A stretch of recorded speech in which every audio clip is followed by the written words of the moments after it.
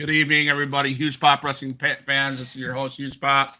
Tonight, I have the current reigning CWF Christian Wrestling Federation heavyweight champion from Texas. He calls himself the most accomplished CWF heavyweight champion in history. It is Mr. Ryan Hart. Welcome to the show, Ryan. How are you doing today? Thank you, Scott. I appreciate it. Glad to be here and glad to represent the Christian Wrestling Federation all the way from the Rockwall area of Texas, which is Dallas-Fort Worth Metro. Nice. So I'm going to start out asking you this question. You got that belt that you talked about. You call yourself the most accomplished CWF champion in history. Talk to me about June 17th and that accomplishment, and how did that feel that day? So there's been a back and forth battle between Johnny Lawless and I for really quite some time, but it kind of got put on pause for a little bit right after we came back from the pandemic and we started our shows back up. And he went after the belt against our current champion at that time, Barrett Brown. And, finally it kind of came up where after they told their story, I got my turn, And so this past December, at our cage match show, I went one-on-one with Johnny Lawless and was able to be victorious. And as I said before in the promo, I'm not the biggest or the baddest, but I've been around long enough. I can outsmart plenty of guys. And so I outsmarted him then, won the belt. And then pretty much since then, it's been between me and Johnny Lawless and another one of our wrestlers, Aaron Eagle. We've traded the belt back and forth a few times. And so it finally built up after we had a triple threat match in May between the three of us at our anniversary show, where Johnny Lawless had won the belt back. And so then we had to kick the stakes up even higher. And so when we started that show in June, I had a plan in mind from the very beginning. And so I put out there, I said, you know what, you're a pretty tough wrestler. You take on everybody. I don't take anything away from you.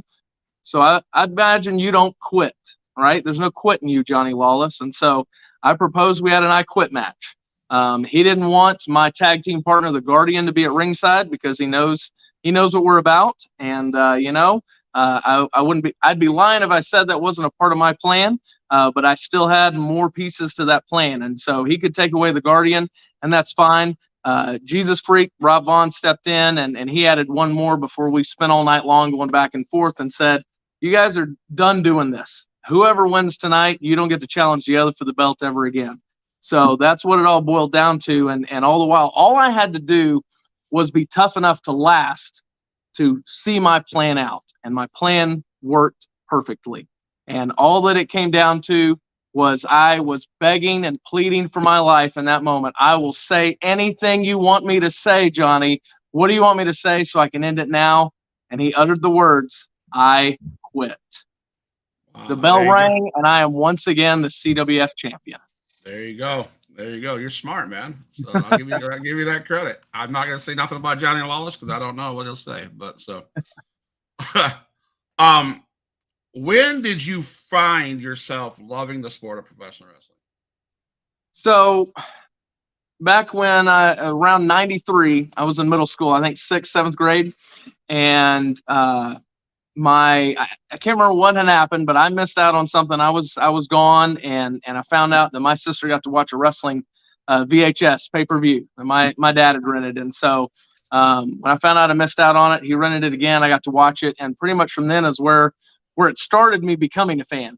But it didn't take long. I want to say 6 months because I was all in. I was getting action figures. I was subscribing to the magazine.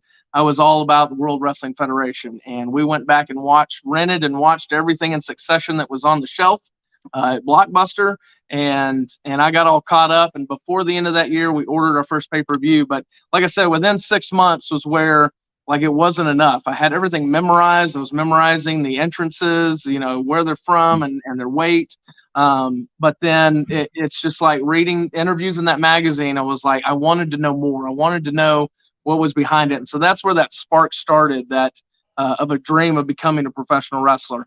And I remember there being an interview with Shawn Michaels in one of the magazines, and he was talking about how, fighting with his parents about having to go to college. And so I kind of felt the same way. Not that I was that age yet, but I thought, man, I don't like school. I don't know what I want to go to school for. I don't want to go to school. And that continued even until I graduated. And I only continue to go to school. Like I went and got an associate's degree because I knew that was the smart thing to do, right? Have at least something to fall back on, something to pay the bills. But as he said in that interview, like it hit him like a ton of bricks. That's what he wanted to do. And so I just had this weird thought at that age, around 12, 13, that, maybe there's a reason I haven't broken a bone in my body, and that's to be a professional wrestler. Nice.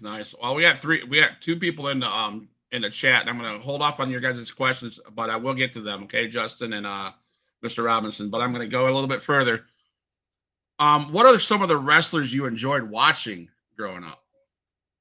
So, in that time was kind of pre-Attitude Era, but then I became a teenager during the Attitude Era. So, in the beginning, it was going back and watching those old tapes was Macho Man Randy Savage. I was into Hulk Hogan a little bit, but it was just kind of, the early stages of, just who was larger than life and who really connected with the crowd and things like that. As I moved into the Attitude Era and still didn't necessarily follow or got into like cheering for the heels kind of thing, I was still, big babyface follower. So Rock and Stone Cold. But of course, all-time favorite has to be Shawn Michaels, and then very close second, Chris Jericho. Awesome, man. Awesome. So do you model your style after any of those guys you just mentioned? I do a little. I can't remember now what it was or where I came across. It was early on in my training and early on in my career where I came across something I think Dustin Rhodes had said. And, he was talking about how he's just got kind of a small move set, but he does those moves really well.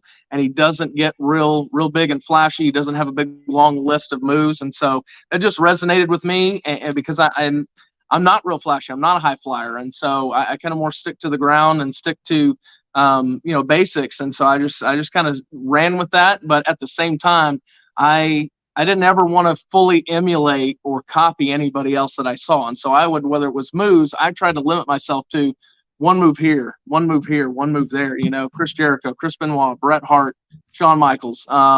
So, and then as far as look and attitude and things like that, like initially when I first started, kind of the concept of who Ryan Hart was going to be, it was kind of centered around, Sting, Bret Hart, and Shawn Michaels. And Shawn was just kind of more the look because, as a kid, I don't know why, I just never thought of myself as being a heel, being a villain. And so that never really crossed my mind until I was kind of thrown into some of those predicaments early on. And so that's like the whole, wholesome and there to watch somebody's back from Sting and just being a good ground wrestler and a good guy and a good role model with Bret. And then just kind of it was the looks with Shawn. But as I've, spent more time working heel and working that other side, then it's, it's picking out, kind of how Shawn Michaels did it and Jericho, because they're smaller guys, because I'm usually in the ring with guys that are my size or bigger. So I have to use some psychology from what they do as far as, how to work matches and how to put on a good show. That's believable for sure. With me being smaller and a big guy. Nice. Yeah. So where did you go for training? What kind of wrestling school, if there was any, or did you do your own training in your own home? Or didn't ever do any of my own home, and wasn't at all like drawn to, because the backyard wrestling scene started kind of building a little bit around my, when I got graduated and could have started. But I was not drawn to that at all. I just felt like that wasn't the right way to do it. And that was a way to, not that I'm trying to dog on any of them, but it was like, if I was going to do it, I was going to do it right. I'm going to see it through and see if I even had what it took to do it. And so I remember, I was really enthralled with Tough Enough when it first came out on MTV and how Al Snow trained. And I was just like, by the time they got ready to, they were announcing they were going to do a third season. I was like, all right, I'm going to put in, I'm going to do an audition tape for it. And didn't of course hear anything back, because I know they got so many of them and I wasn't at all in a place where I looked like I would have been a prospect. But then after that, I kept after it. And so I looked up, wrestling schools. And so I found Shawn I think he was on his way out, but running the one he had in San Antonio. And I was like, sent a letter asking for information. I didn't know if Al Snow still had his running or not. And I found an address for that, sent to there. And then I sent to Ohio Valley Wrestling, knowing that at that time it was a developmental. And so my thought was, if I turn out to really pick this up fast and and things move in the right direction, then if I'm able to make that move and afford that training, then why not go there? And on the beginner level, the way they had that set up at the time, I don't know what they've got now, but it was the most affordable, even though that meant me relocating from Amarillo, Texas to the Louisville, Kentucky area. And that's actually where I got started in 2005, January that year, doing the beginners level training. And I found out I could physically hang, I could physically do it, but that also it's a whole different world to actually get, move up in levels and where you're on their roster and things like that. And of course, getting noticed and of course, I think when I actually started was they also had Florida. They were starting that one, and then shortly after I left, because I was only there about a year and a half, then they fully transitioned to everything being in Florida. But I could tell and see that, okay, I'm having a hard time putting in all the other work that it takes to progress and to be that level, and also ran into a little bit of burnout. It was like, I don't know if this is for me. And I think some of it honestly was just being that far away from family, not necessarily homesick, but I couldn't see my family as often when I was used to, we doing birthdays and family get-togethers and things like that. And so sorting through a lot of that was okay, I'm going to come back closer to home, and I need to see if this is still something I want to pursue or not, because I don't want to give up too early. Right. Wow. That's crazy. So that physical work wasn't hard, but it was just the other stuff, grasping a hold of that stuff that's where the hard work came in then.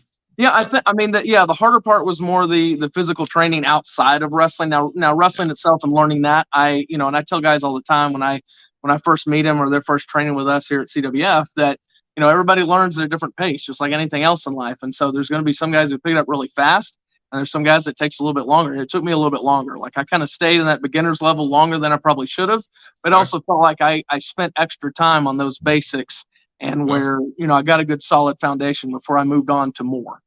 Awesome, man. So I got one more question, then I'm going to get to the chat questions. Okay. I got a whole bunch more questions, but it's going to lead into it. So how important, in your opinion, are fan interactions during the matches and then at the merch table after the event? They're huge. I mean, that is currently right now I'm in, I wouldn't say another burnout kind of season, but I'm in a season where the wrestling itself, like I love some of the guys I get opportunities to work with, especially if they're guys I don't regularly work with that are on our full-time roster. When we have some other guys that come in special and things like that, that's exciting. But I'm more excited about the reaction I get out of the crowd now. Like that's what I'm more focused on, is the psychology and being able to get a reaction out of them. And if they're not, if they're not booing me enough, get them to boo even more. What can I do that really gets me under their skin, and so that I find more exciting right now. It's just kind of the season I'm in, is that fan interaction. If I could just go out there and manage, then I would, but my body can still do it, and so I'm still going to do it as long as I can.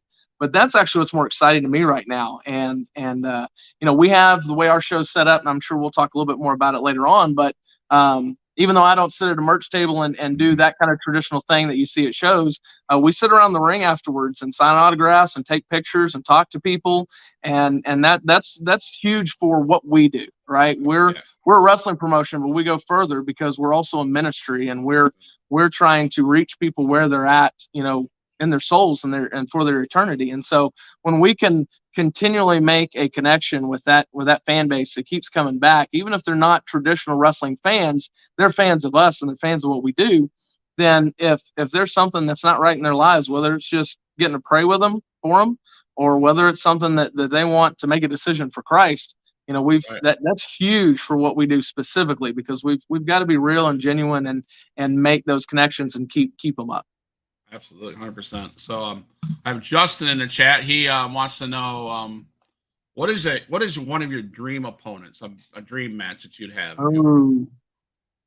I mean, because since I haven't, and I know we hadn't touched on this yet, but I've really specifically just wrestled for CWF. I haven't, I didn't get to that upper tier. I didn't get, developmental contract or anything like that. And so like that's a huge long list, honestly. But I think that the top dream would be either HBK or Jericho, just because they're my favorite of all time, and to be able to share the ring with them would just be, that's the dream come true, I think, for me.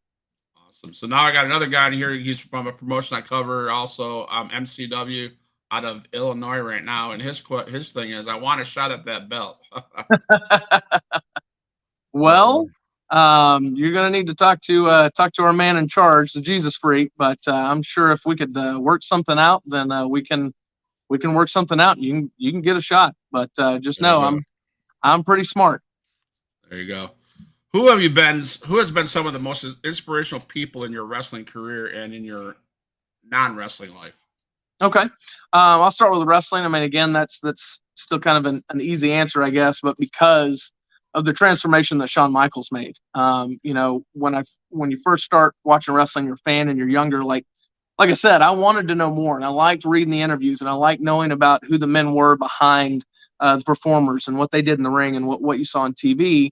But like it's a whole other level to find out later, and especially as you start working. But that, you know, Shawn was a totally different person during his first run, like with, and not just the fact that he's not Christian, but man, he was, you know, to hear everybody talk about how hard it was to work with him and the attitude that he had and things like that. But then to know that it was night and day difference to see, even just on screen, you know, when you're watching matches and stuff, the transformation that happened in his life, you could tell, even though he wasn't out there, like he wasn't necessarily given a mic to preach or anything like that, but he was still doing what he did best and had just as good, if not better, of a run the second time around after retirement. But after becoming a Christian, that just came out, that came through that screen, even just doing what he's always done. And so to me, not only as a wrestler, just the wrestling standpoint of, like I said, that journey that he had, but to also in his faith, like where he didn't know Christ before and then he did, right. And just to know how people talk differently about him from locker room experiences, and like I said, how you could tell just from watching his work and his attitude that it was just night and day difference. So that's certainly a big influence as far as the wrestling world goes.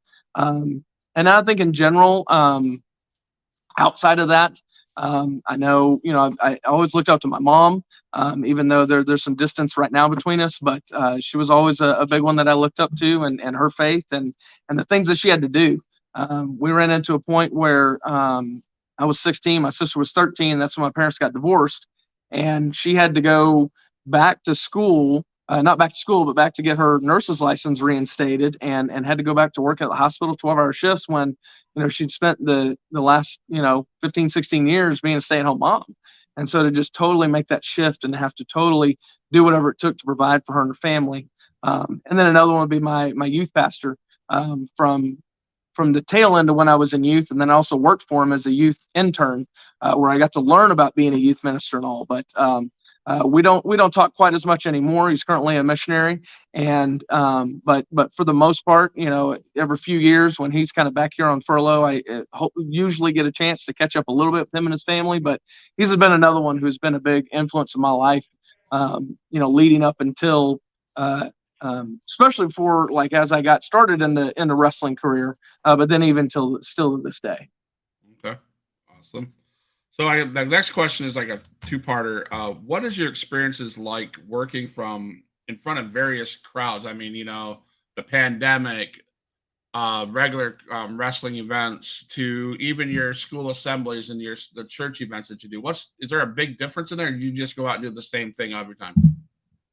For the most part, it's all kind of geared the same. Doing our monthly shows here is, and as I said, it's definitely more of a promotion, but it's also ministry, and so that's got more of the promotion feel, and we're running storylines and we're doing an ongoing thing. We want people to come back every month, and we're in the same place every month, and so that's going to be done a little differently than what we do, you know, when we travel, when we go outside, whether it's a church or it's a camp. We got the opportunity to go do a summer camp, which from what I'm told, it was before I got here, but when CWF first started, that's all they did for like the first summer was just summer camp after summer camp after summer camp. But like we got to go spend a little bit of time with those young men. It was I think elementary age boys, and it was out in Louisiana. So we spent some time with them, like the day before we had the show. So we're just kind of hanging out there. You know, we saw them at the pool. We're seeing them at the cafeteria and just trying to kind of make some connections. And then of course we had to make a creative shift into setting up the show. And so we had an opportunity where a fight broke out and they're in the dinner time that happened right before our show. And so we could clearly set up who they wanted to cheer for and who they were gonna hate going into that show. And so there's opportunities like that present itself where we get to be a little bit more creative and kind of set that up. For the most part, when we travel, we kind of have a formula that we follow that just keeps it real simple, because as unique as our ministry is, like, it was geared and built for wrestling fans, right? It is an opportunity where people who won't go into a church for whatever reason, they don't feel comfortable, whether it's the clothes they wear, whether it's not enough money, whether it's the things they've experienced in their life or the sin that they're coming in with, for whatever reason, they're not going to feel comfortable walking into a random church on a Sunday morning and feeling judged and stuff. But Saturday night, they'll go to a wrestling show, right? So I think the original uniqueness of it is geared to fit wrestling fans, but it is very seldom that we're actually in front of wrestling fans. Like, we have to start from ground zero and teaching them what a wrestling show is about. And so sometimes it's rough the first, depending on, especially if it's a smaller crowd, but the first match or two, it takes a little bit trying to really get them engaged and involved and understand.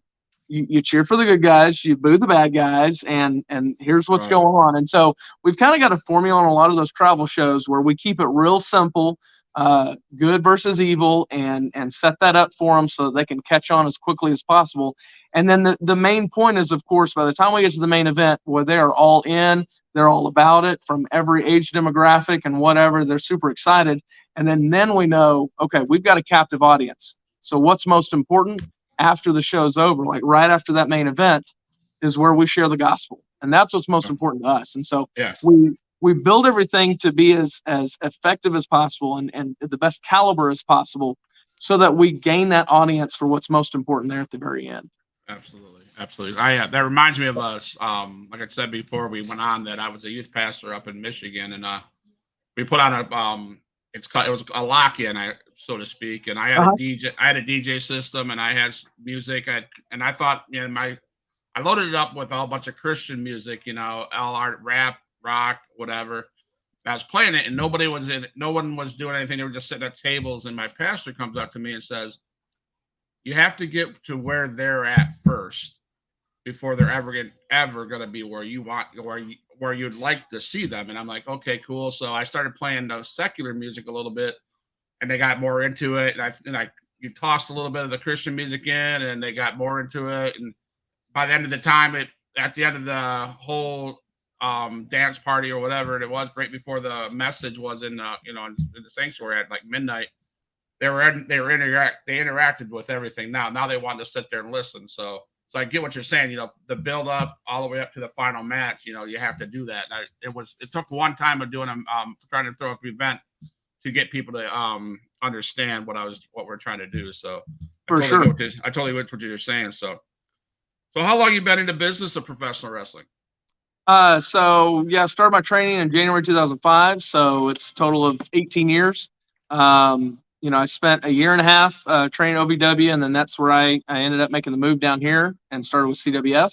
So that was in the fall of 2006.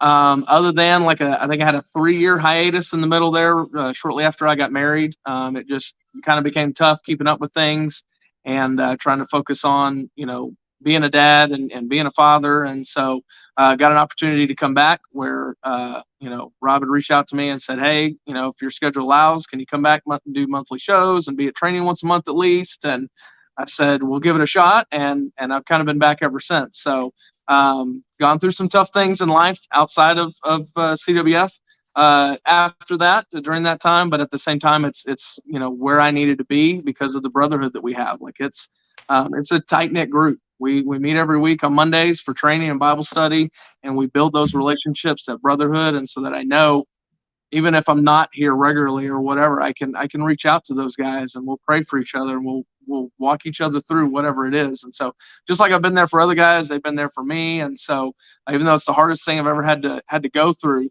with going through losing my family and stuff, it's brought me closer to God. It's brought me closer to these guys and back into where I really needed to be, which is part of CWF.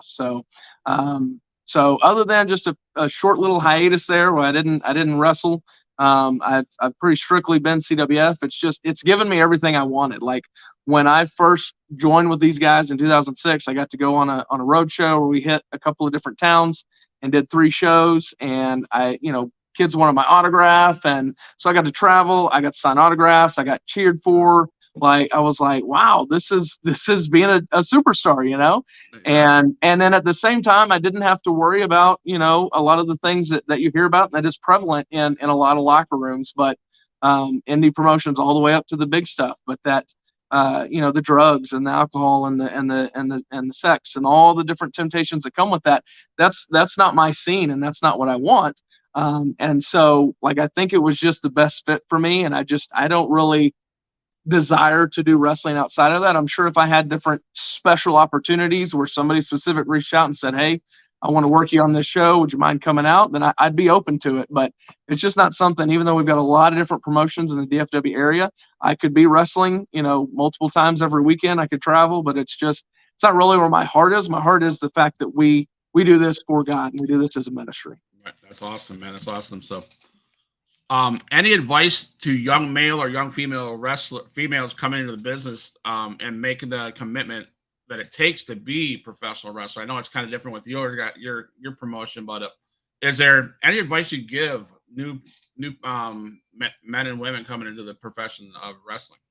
For sure. I mean, what our product is different, but our training is the same.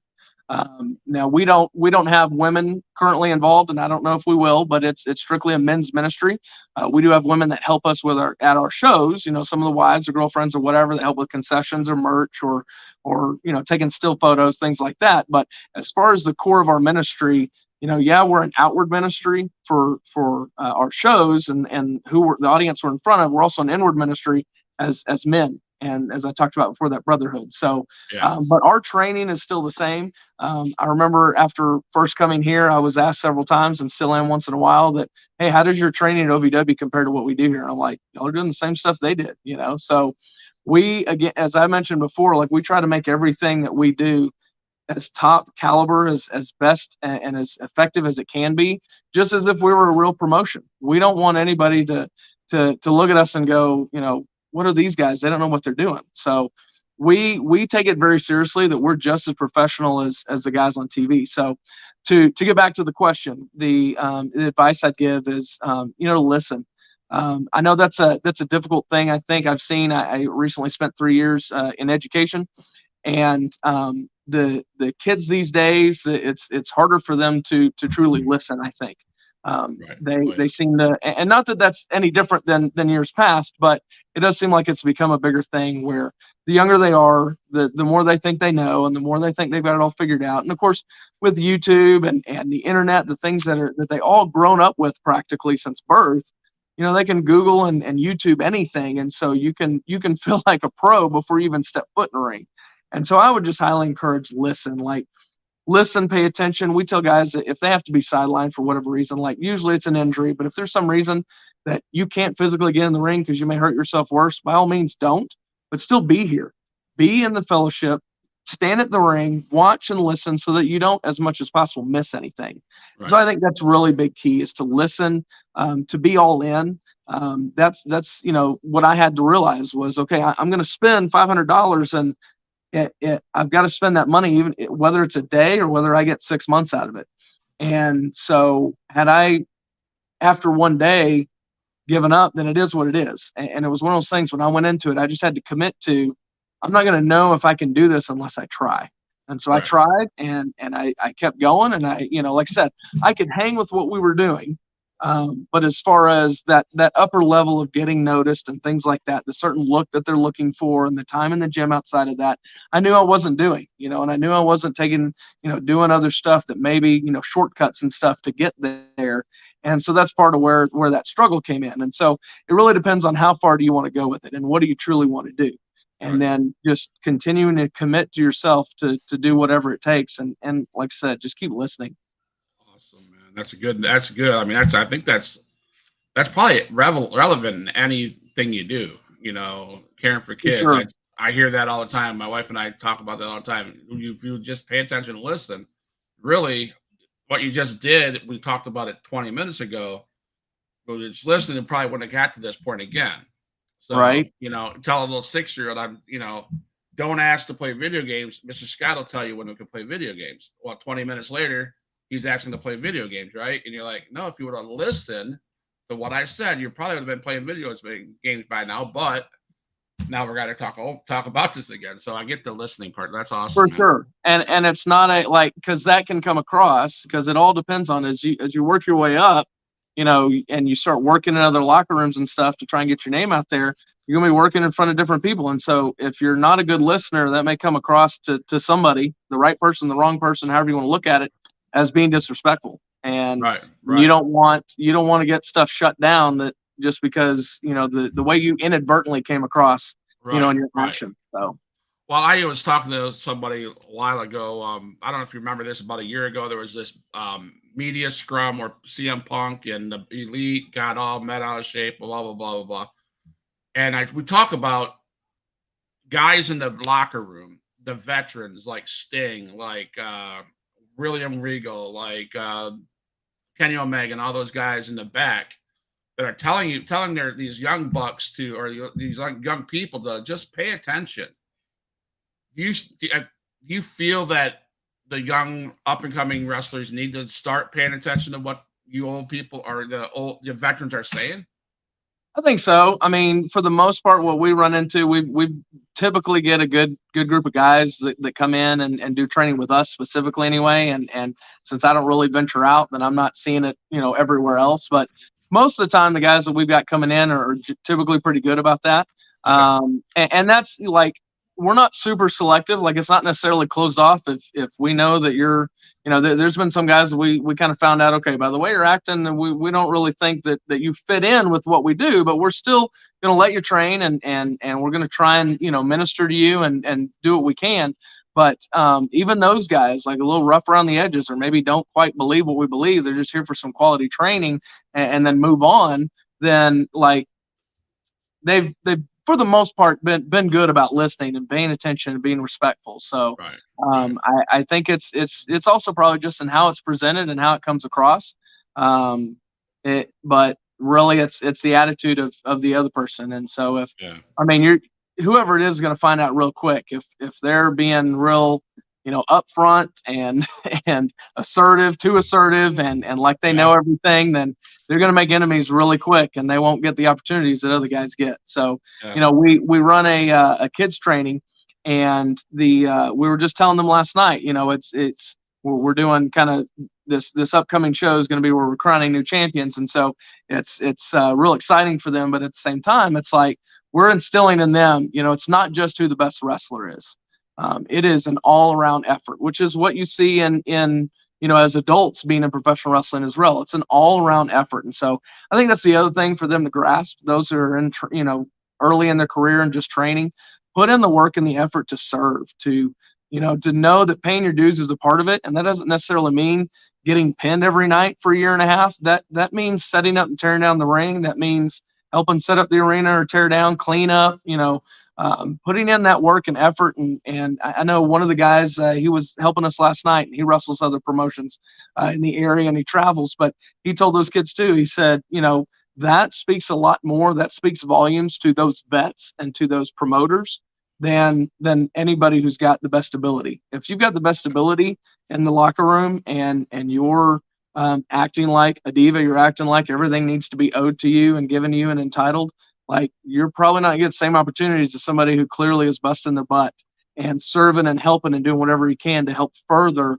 that promotion in wrestling and helping put guys over and not seeing it as, I have to lose again, or I don't get the belt again. Like, take pride in the work you do, and the work we do is with each other to ultimately put on a show for the fans. So it's not about putting ourselves over. It's about giving them a good show. Yeah, absolutely. So do you prefer singles or tag team? Ooh, that's tough. Early on, and that's the way I know OVW kind of designed their training, because we got to do monthly shows. We'd sell our own tickets to the show kind of thing. And so it gives an opportunity to work in front of a crowd a little bit. But the way they designed it was, of course, the beginners were just in a battle royal, and then everybody else kind of in the intermediate work tag matches. So I think that's ideal for when you're first learning and first working matches. And I'm sure that's a model that comes from WWE and the other guys as well. But when you're first breaking in, you're working tag. That's just so much easier to kind of get your footing and make sure that you're not, because you tend to overthink about I'm gonna mess up, or I'm gonna do something wrong, or I'm gonna whatever. And so there's less of a spotlight when there's 4 of you sharing a ring, 5 really with the ref, Right. but 4 of you as compared to 2. So don't get me wrong, tag team wrestling is great and I love it. So I'd probably lean more towards that, but singles has its place as well. And it's hard to be like in the position I'm in. It's hard to be the heavyweight champ if you're in a tag. So and strictly tagging. So it's got its pros and cons, but certainly looking back on, there was just so much, especially 80s and early 90s, with that when tag team wrestling was just had a really big pop and following. It was exciting to watch, and that's kind of a draw. And then, like I said, it's just a lot more comfortable and a lot more fun in a way, because you've got other guys to rely on, as opposed to, oh man, all eyes are on me and this other guy. So if I mess something up or something goes wrong, they're gonna know it was me. Right. Well, you mentioned refs and stuff like that. So, in your opinion, is it important to have a solid ref in the ring with you guys working it, that knows what he's doing, and the people in the back, to make the match go as smoothly as possible? For sure, absolutely. We try real well, and it's hard to kind of get that across, but that, especially with our ministry. But I think I'm sure there's plenty of promotions that encourage this way as well. But like it takes all of us to put this show on, from the guy running the sound to the announcer to the referees. And so certainly as far as the match goes, if you're looking at individual matches, yeah, the referees are very important. And I know we did one of our mission trips we did down in Mexico. We just barely over the border, and we had to be creative in how we booked the different shows, because we didn't actually have one of our full-time refs go with us. So we had to trade off a few of us being a referee for each show. And so the last show that we did, I ended up taking a turn being a ref. And of course I had to ref, I think we maybe did 3 or 4 matches, but just in those 3 or 4 matches, we're outside and in the sun. I was like, oh my gosh, I have so much more of a respect just for the physical aspect of being a referee. I had so much more respect from actually doing that job once, that I'm just like, wow, I'm never going to underestimate the importance of them again. But then too, like some of the stories we've been telling lately, and the things that we've been doing in some of our main events, we're involving a ref, even little things. And one of our, our head referee, head official, has been with us for a while now, but he's soaked it up like a sponge, and he is great at what he does. I can't say how he'd actually fare, in independent promotions. He'd probably fare really well. But man, he is on top of, whether it's helping us with time, or whether it's helping us with crowd, or whether it's some little aspect we need to involve him in, even if it's not, squashing him in the corner or something. If it's some little facial expression, like he was on it, and he's just helps even more add to the story that we're telling, and what we're doing for the crowd, for the fans. That's awesome, man. So I had a few questions from my kiddos. Your favorite food. They want to know what your favorite food. What do wrestlers eat? What do wrestlers eat? Well, unfortunately, this wrestler doesn't eat probably what wrestlers should eat. So, always has been, always will be. My favorite food's pizza. Even though I worked and I've worked for Papa John's and Pizza Hut. A lot of times people say you work for those places, you get burnt out on it and you don't ever want to eat it again. I never went through that phase. I've been able to be creative about, making different, whether it's using different sauces or whatever, but just creating different combos where it doesn't get old to me. I still like pizza more than I should probably. But outside of that, I like a good steak. Steak's a good wrestler food. Yeah. Well, after the podcast, my wife and I are going out front to make homemade pizzas out of tortilla shells. So I'm a pizza guy. So I'm a pizza guy too. So that's all right. What's your Mount Rushmore of professional wrestlers, if you have one? Oh, well, obviously, as I've said several times before, HBK and Jericho. I feel like I'd put Undertaker on there as well. I know he's a different style wrestler, with being tall and big and power and all that, but at the same time, the longevity that he had, and how he could work a crowd and how he could put guys over, and just his love for professional wrestling, and just, I mean, he's all about it. He is all Yeah. about being that guy that everybody looks up to, but then also passing on to the next generation so that it doesn't have to forever be sustained on his shoulders. So I certainly have a lot of respect for him as a man, and how he's carried himself throughout his career, but then also for, a lot of the creative matches he's had, even though he is kind of in a kind of a one type of a wrestler. He's kind of more the bigger and power guy that not everybody is, and isn't as versatile, but he's been incredibly versatile. And the number of guys that he's worked, and the number of matches that have just been, great. So I admire him a lot as well. Man, that fourth one, it's hard to not say Bret Hart or Ric Flair. I know I didn't watch a whole lot of WCW, and that was primarily where he spent a lot of time. Of course, NWA before that. I came in '93 being a fan, so I didn't get as much exposure to him, and he just didn't click with me as a fan anyway. But for sure, Flair and Macho Man and Sting and Stone Cold. I mean, it's hard to fill kind of that fourth spot. Right. But there's a lot of great guys that I think have just done not only well as professional wrestlers, but then also the legacy that they've created and left behind, even if they're not a part of it anymore. So those are some good ones. So yeah, who is your closest friend in the business of wrestling? That's an interesting, because my closest friends are the guys that I'm with in CWF, and since a lot of us, not all of us, but a lot of us primarily just work within our ministry and with each other. So that's really where my closest friends are. And they may end up being on, as you have guests on from us in the coming week. So Bill Bishop and my tag partner Guardian. But outside of that, and then Apocalypse, Adam Asher, he's running training next door right now. But I've really gotten a lot closer to him here lately as he's come back into our fold. But I haven't interacted with many guys that are have been workers outside. I know I've gotten chances to work with some guys who are kind of working in different areas of the country. Not necessarily under contract, but I haven't really gotten super close with any of them where they're necessarily, close friends. So when, I was only there for a year and a half at OVW, I didn't really make too tight of a bond with anybody that when I came back to Texas that stuck. So I haven't had any closeness with any of those guys, but for sure, like I said, we've got a real tight bond of guys here. Awesome, man. What is the best advice you got from anybody in the wrestling, from all the way from Rob Vaughn to the guys that you just mentioned? What's probably the best advice that you got? I know you said that the best advice you would have is for just to listen. Yeah. What was the best advice that Mr. Ryan Hart got?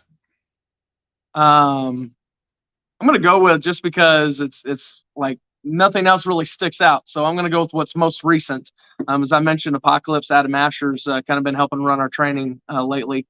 And that's kind of been, big role for him. And he started with CWF in 2000. So he's wrestled for 23 years. But unlike me, he's spent time outside of CWF, and he's wrestled all over. And so he's got a lot more matches, a lot more time, a lot more seasoning as far as being a veteran. I mean, for me to say I've been doing this 18 years is totally different when it's primarily just our ministry versus somebody who's done it for 18 years and they've done a lot of traveling. They've worked 3-4 shows every weekend, So he's the one that I've got a lot of advice from here lately. And so the big one that he's sharing with everybody, but I think I'm really trying to soak in more and more these days, is to slow down.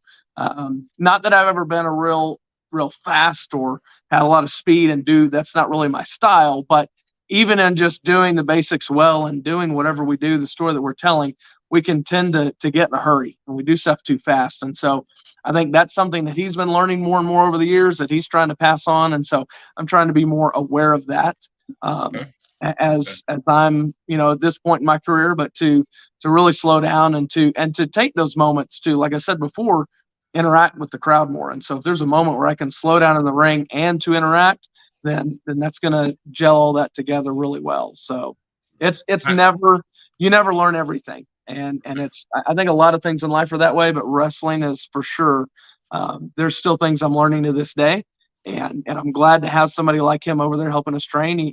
I'm still taking bumps and training kind of thing, and you never stop learning. And so even though there may be a lot of things that I do or do well, there's plenty of areas I still struggle with, or that psychology wise, or just working the crowd, or being a veteran and being in charge in the ring and things like that. I still need to grow in and get better at, for sure.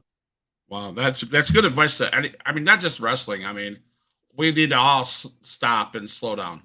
For sure. We fill our lives way too much, and it's too busy and too cluttered. I think my first message I preached in front of our church was Mary and Martha's story. Stop, slow down, and listen. Right. And I'm like, and that I was preaching to the people, but that was working in my heart too, because you get so wrapped up in your world that you want to go ta ta ta ta ta ta ta, and then you need to stop and say, whoa, because you're going to miss something important that might have been said or whatever. So that's great advice that guy gave you, is, just slow down. Mm-hmm. So that's great. What kind of match is your favorite match, man? I've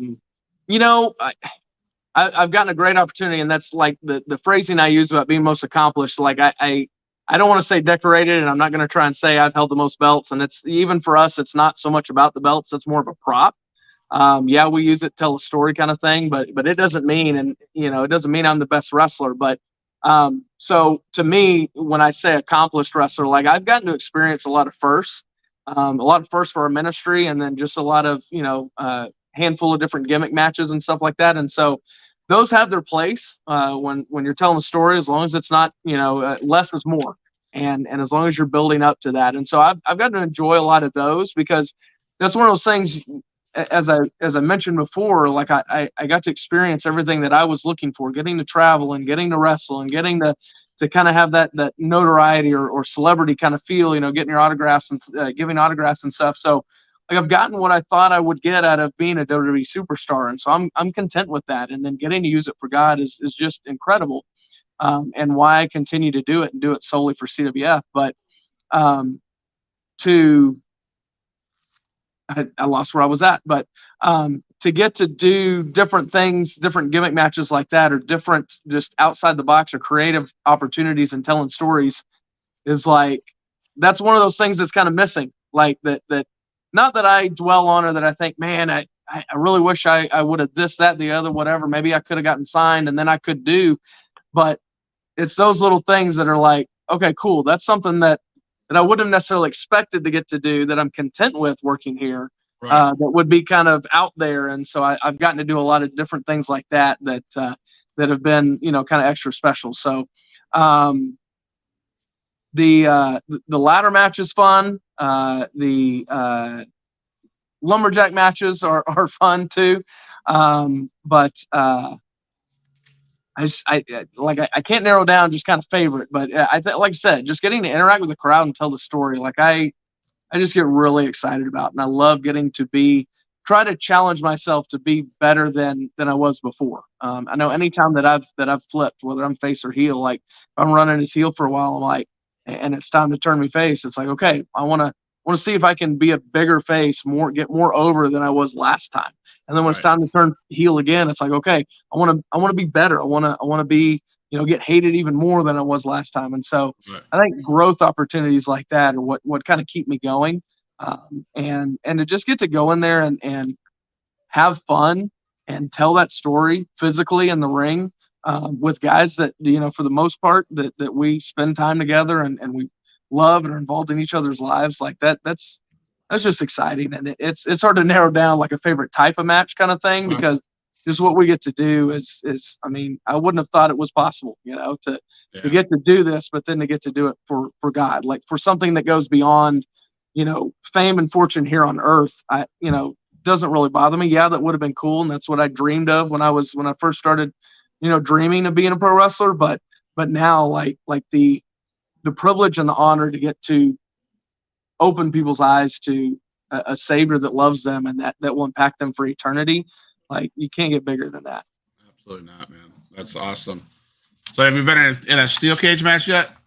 Yes, I have. I've been in a couple.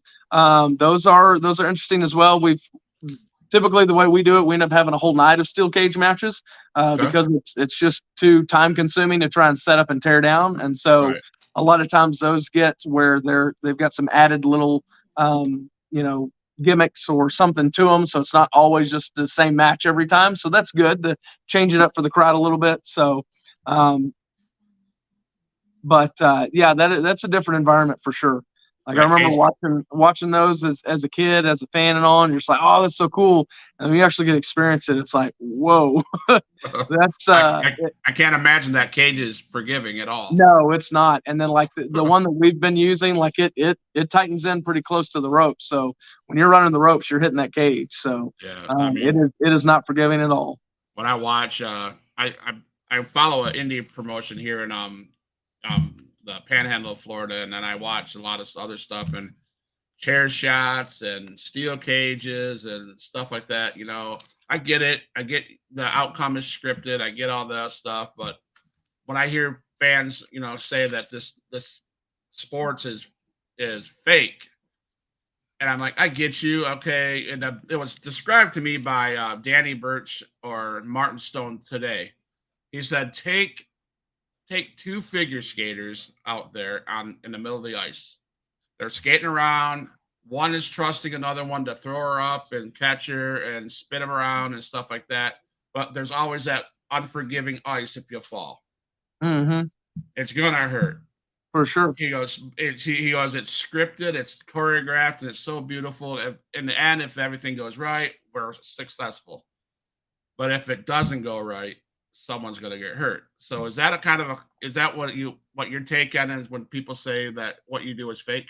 Yeah, similar. I mean, it's for sure not fake. I mean, the hits are real, and there is a lot of training that goes on, of course, as we already touched on before. But it's not training to be fake. It's training to what I say when we're doing training, and something that I remember hearing when I went through training. But we're hitting hard, but we're hitting in what's called safe places. That doesn't mean it doesn't hurt. It still hurts, right? And your body's got to get used to it. We were telling the kids, there's stuff that even at 10 years old, your mind is telling you this is not the way to do this, or this is not the way that your brain says I have to protect myself. We have to untrain that. We have to You have to think differently, and it's going to hurt. And that's just a fact of the matter. So, but you're still hitting hard, but it's in safe places. That doesn't mean something can't go wrong. It doesn't mean somebody can't, like you said, still get injured. There's not parts of, the ring is built out of steel and wood. So, it's some of it's an adaptability. You're taking those hits and those shots or those whatever it is, and your body builds up a little bit of getting used to it. That doesn't mean it still hurt. It doesn't hurt.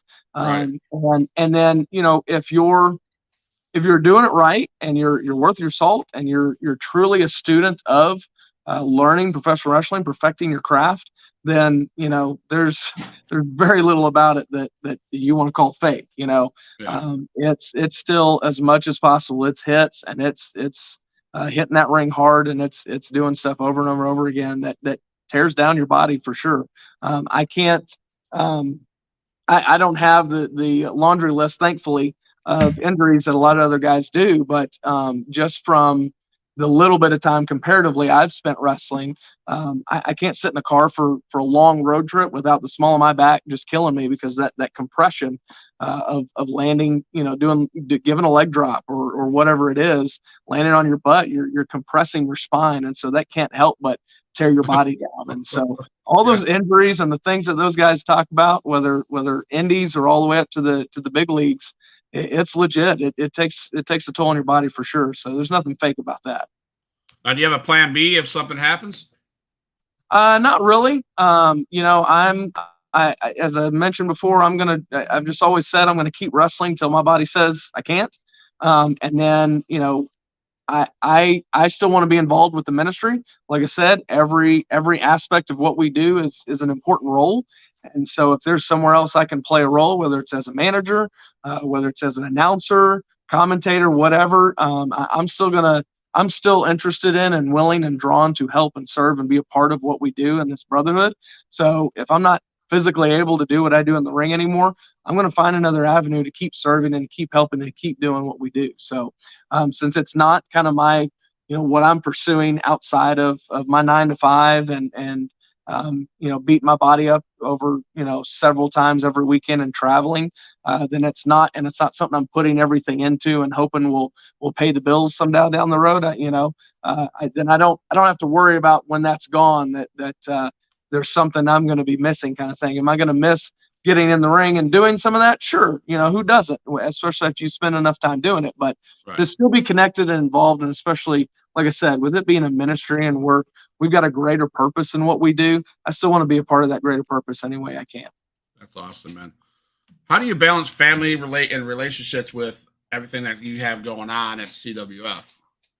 I touched on that earlier, and that was difficult when I first got married, because I got married and was instantly dad as well, because she already had a child, and so she's my daughter, but I don't look at her any different. But that definitely had some challenges, and it was things I didn't think about or was prepared for. I thought I'll just keep doing what I'm doing, and it was an adjustment to try and figure out. More than anything, I didn't realize how I would feel, and that okay, when somebody at home is sick or somebody at home didn't have a good day or whatever, that like I feel drawn towards, and my priority list is, God first and family and then ministry or whatever else, work and stuff like that. And so if family's above everything else on that list and underneath God, then, it was like, okay, well, I feel like I need to be home tonight to kind of help out around the house or whatever. And so that's certainly was an adjustment during that time. And so, and it kind of got to a point where I couldn't do as much or travel as much. And like I said, ended up taking some time off, and I thought I was done, and was fine with that, was content with, what, I gave it my all. And I think I just need to focus on, this is the direction I'm at right now. If I can't balance the two well, where they're both feeling like they're getting the attention they need to continue on, then I won't. But and then, like I said, Rob called me back. I was still at that time married and had my daughter, and so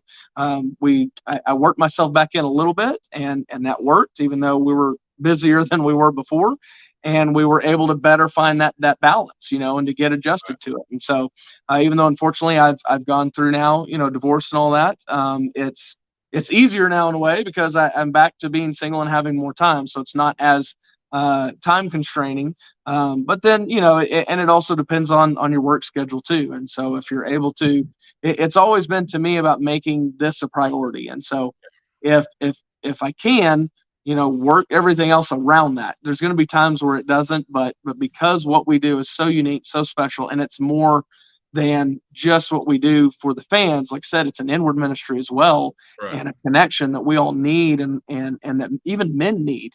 I was just telling a guy who came for the first time tonight to kind of check it out, but that, we get into where we tend to isolate, and as men, and especially when something traumatic happens or life changing. And so that's where we are prime and ready for the enemy to just tear us down even more. And so that is an important role in any man's life. And so even if that's not your thing, find your thing, but find a group of men that you can confide in and talk to and hang out with. I keep telling our guys that, find it just one guy. You don't have to, if you don't feel comfortable right now opening up to all of us here in this ring, find one that you really do connect with, and make a connection with them where you can talk regularly and pour out your life so that they can pour into you and be there for you. And so, that's very important. And so, as much as I can, I keep that a high priority and try to work everything else around it.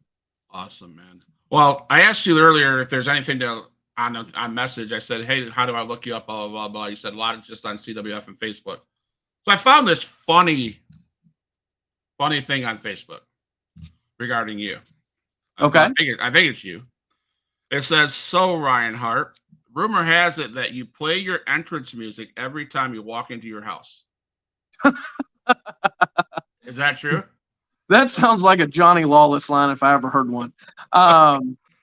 No, that is not true. But there's times it's playing in my head, right? When I'm depending on the situation or wherever I'm at, I may be hearing that music and just kind of get in that kind of mindset of stepping into Ryan Hart and if I need a little bit of confidence or arrogance in this way or that to deal with whatever situation is, that might be playing in my head. But no, I I do not play my entrance music when I come home.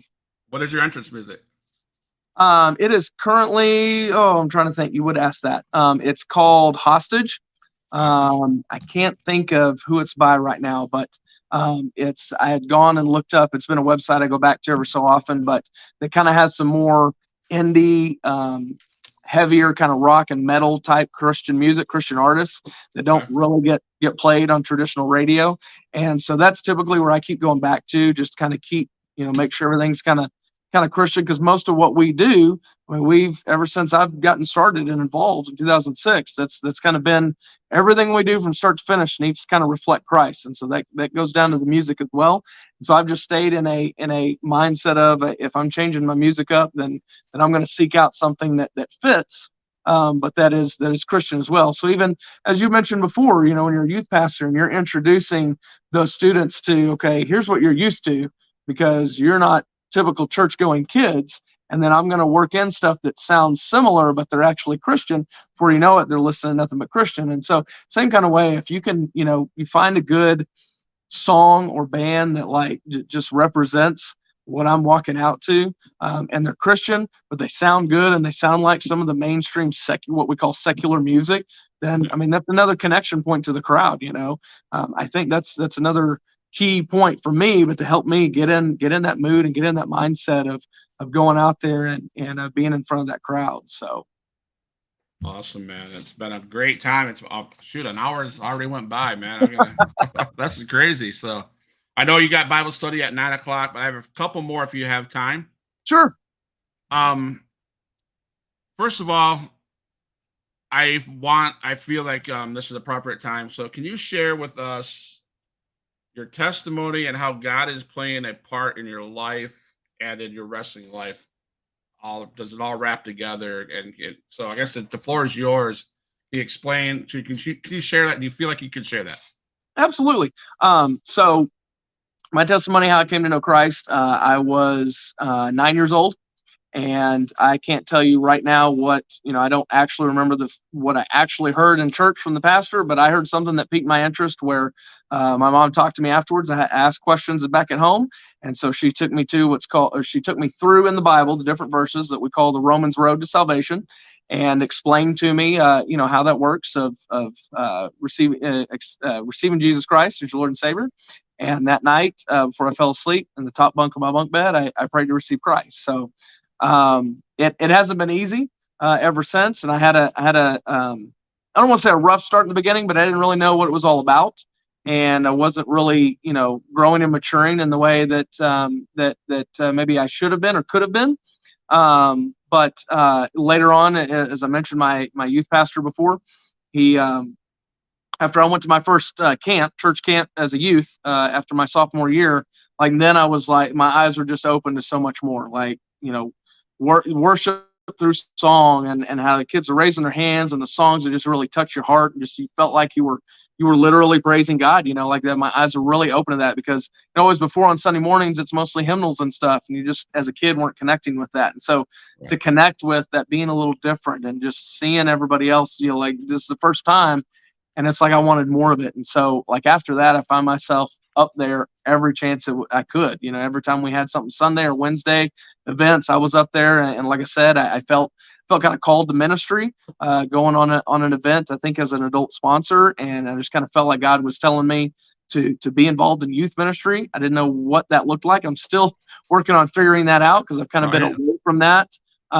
to an extent, and then I'm kind of coming back to filtering through, okay, what specifically should that look like right now. But even then I thought, even if it's just as Sunday school teacher, that's kind of my place I felt like where God wanted me in the church was to help out with middle school and high school. So then I was, an intern for about a year and a half under that youth pastor.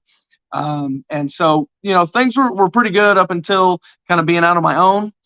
When I did make that move to Southern Indiana, Louisville, Kentucky, I still, I found a church and was going regularly, but I found myself just kind of getting more and more distance, and I wasn't as involved. Didn't have a great church experience there when I was trying to get more involved. And so after moving back down here, and we go through this, we all go through this, but there's kind of an ebb and flow, and there's times where you're closer and times where you're not. And so I definitely got further away as I started into my marriage, and I don't attribute that solely to everything that went wrong or that I did wrong in our marriage, but it certainly could have been in a lot better place had I been the leader I should have been, and the man of God I should have been, and make sure we were going to church and getting plugged into a church and things like that. So it took that to kind of bring me back to him. And so I've got a tattoo that's kind of a visual of the prodigal son, and that's the way I felt like. That I felt like I was so far away and I'd messed up so bad and sinned, and that, man, what right do I have coming back to God? But he runs to us. God, just like the prodigal, the father of the prodigal son, runs to us. He accepts us with open arms. He loves us. And so ever since then, I'm still struggling at times. It doesn't ever get any easier. You still struggle. You still have your ups and downs. You still have your times where you're a lot closer and you're further away. But through that point right then, when I was kind of at my lowest and surrounded by the guys from this ministry, and I got into counseling, and it's like God surrounded me with what I needed to get closer to him. And I was back in his word daily and going to church and putting him back where he needed to belong, which was, right, as I mentioned before, he should be first in our life. And so I finally put him back where he should have been. And so it's not that it's still without its struggles, but I've certainly come from a long way where I was, previously through a lot of that heartbreak and trauma that I'll admit I added on to, or I had a part to play in it for sure. How it plays into wrestling is, what we do with our ministry. That, like I said, that's what we're all about. So getting opportunities, I don't get as many opportunities being one of the top heels with our promotion. So we typically have faces do the speaking, whether it's testimony in the middle or sharing the gospel at the end. So I haven't lately had as many of those specific opportunities. But man, I love getting those opportunities. And then I love at the end when we get to counsel with people, when we get to talk to those kids afterwards, they raise their hand. Okay, what did you raise your hand for? And just kind of get some feedback. What did they hear? What stood out to them? And just kind of talk them through whatever it is, kind of thing. Maybe they just want some prayer. Maybe they're ready to accept Jesus Christ right there. And so my testimony and what I go through with God and my relationship with him plays directly into what I do as wrestling, because even when I don't get to share it from the ring, I'm still getting opportunities to where we are a representation, we're ambassadors for Christ in how we present ourselves and how we interact with people, and just being there for them and being genuine. So that's awesome, man. So any words for fans out there or wrestlers out there that you could to close that you would just like to share on what's on your heart? Like I said, this is such a unique ministry, and our founder, Jesus Freak Rob Vaughn, will be the first to say. I've heard him say it many times, but there's no reason this should have worked. Like it doesn't make any sense. And we've been going for 23 years, and it's like there's still people that don't know about us, even in our own backyard in the Rockwall area, that they're like, what, and we don't know how that happens. But at the same time, it's also creating new audience members almost every time. I think if we had everybody that's ever been to a show consistently in our building every time we had a show, this building wouldn't be big enough. We'd probably be doing it at high school auditoriums, gyms or something, something bigger venues. So it truly is God at work. God is used this, not that it shouldn't have worked, but one of the passage or the verses that we're kind of founded on is 1 Corinthians 9, 22. Paul says, to the weak, I became weak that I might win the weak. I have become all things to all men so that I may by all means save some. And as I said, it's unique because it should meet people where they're at, as opposed to they may not show up at a church.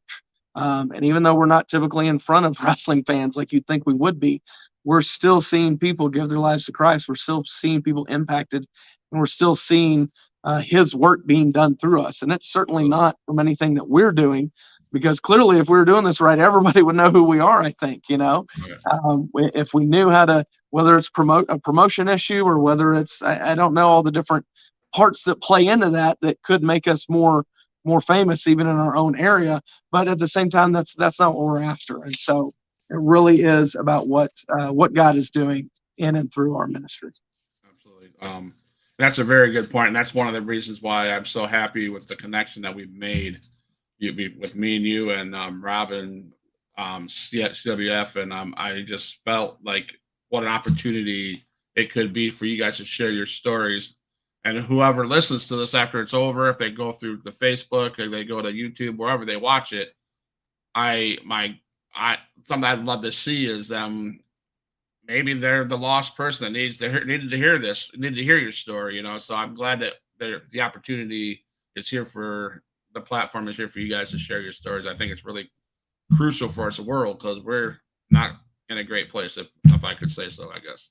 Definitely, yeah. And we appreciate you. I mean, like I said, that's a little thing, right? To have seen the shirt that Chad was wearing, and then to just kind of, and God using your wife kind of thing, to be patient and waiting for Rob's text back kind of thing, that like we're really appreciative of, one, you listening and being sensitive to the Holy Spirit in that way, but then two, because you're wanting to help us out, right? Right. You're wanting to get us more exposure, and not that it's again for our sake, but it's because don't know how people still haven't heard of us, and so for us, but for Jesus' sake, right? Yes, because I tell you, I'm not gonna lie. I could tell you now. I can say this off air, but I want to say this on air because it needs to be said.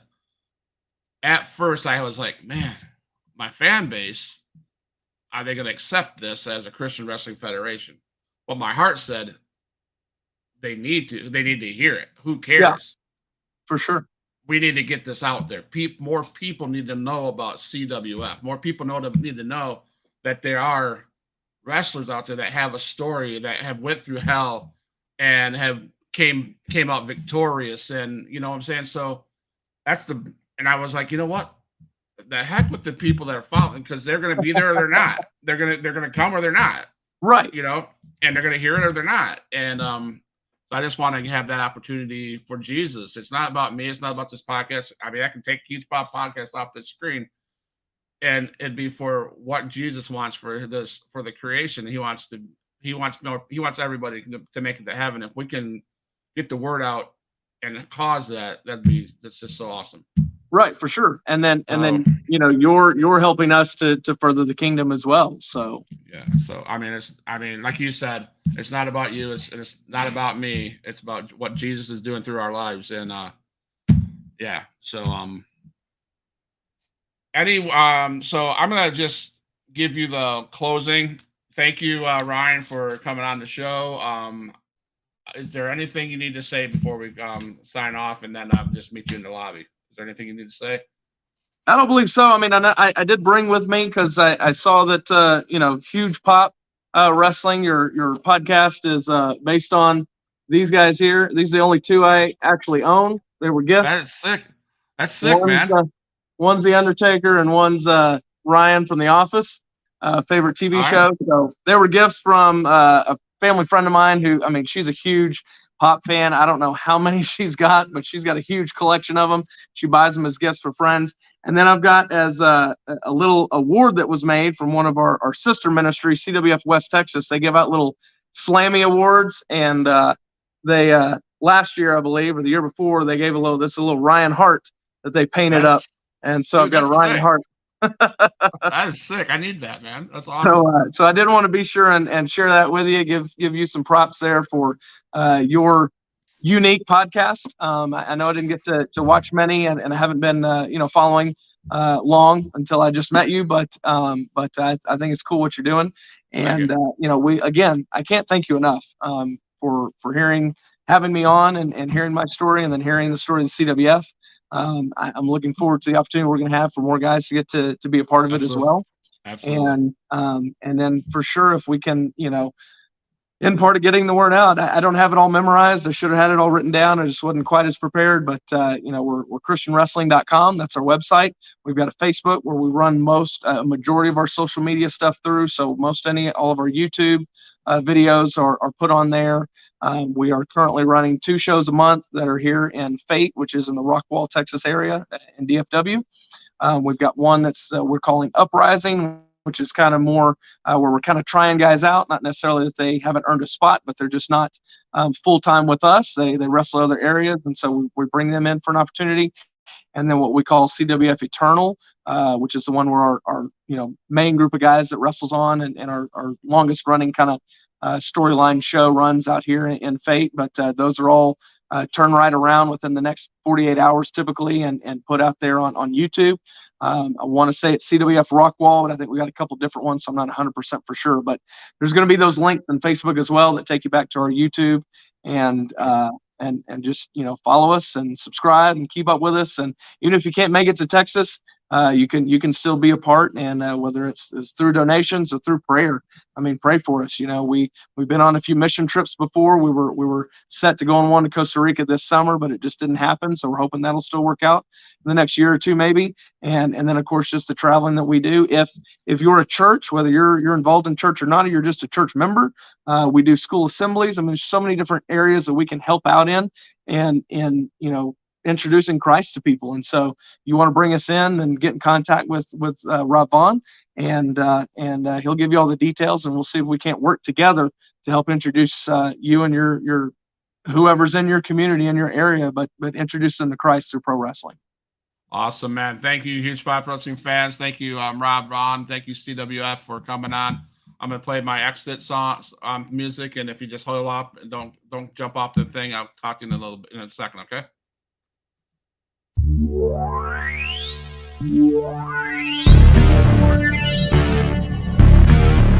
Extreme.